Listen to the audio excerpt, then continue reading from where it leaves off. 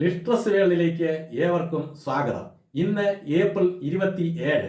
കേരളത്തിലെ സാമൂഹ്യ, സാംസ്കാരിക, രാഷ്ട്രീയ, വിദ്യാഭ്യാസ, ആത്മീയ, തൊഴിൽ മേഖലകളിൽ മാറ്റത്തിന്റെ കൊടുങ്കാറ്റ് അഴിച്ചുവിട്ട വാഗ്ഭടാനന്ദന്റെ ജന്മദിനം.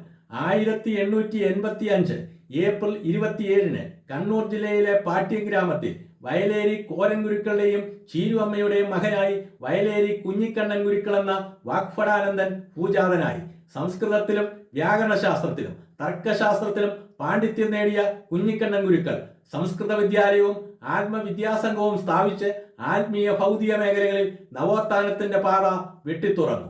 അറിവിന്റെയും ചിന്തയുടെയും യുക്തിയുടെയും ആശയസംവാദങ്ങളുടെയും പ്രഭാഷണകലയുടെയും മർമ്മം കണ്ടറിഞ്ഞ കുഞ്ഞിക്കണ്ണൻ ഗുരുക്കളെ ബ്രഹ്മാനന്ദ സ്വാമി ശിവയോഗി ആണ് വാഗ്ഭടാനന്ദൻ എന്ന് നാമകരണം ചെയ്തത്.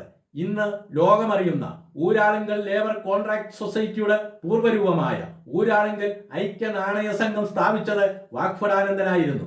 ആത്മീയാചാര്യൻ, കവി, പത്രപ്രവർത്തകൻ, നവോത്ഥാന നായകൻ, വിദ്യാഭ്യാസ വിചക്ഷണൻ, തത്വചിന്തകൻ, സഹകരണ സംഘത്തിന്റെയും സ്വാശ്രയ സംഘത്തിന്റെയും വക്താവ്, വിജ്ഞാനത്തിന്റെ നിറദീപം, ദാർശനികൻ എന്നിങ്ങനെ കേരള ചരിത്രത്തിൽ നിറഞ്ഞു നിൽക്കുന്ന വാഗ്ഭടാനന്ദൻ 54-ാമത്തെ വയസ്സിൽ 1939 ഒക്ടോബർ 29 ലോകത്തോട് വിടവാങ്ങി.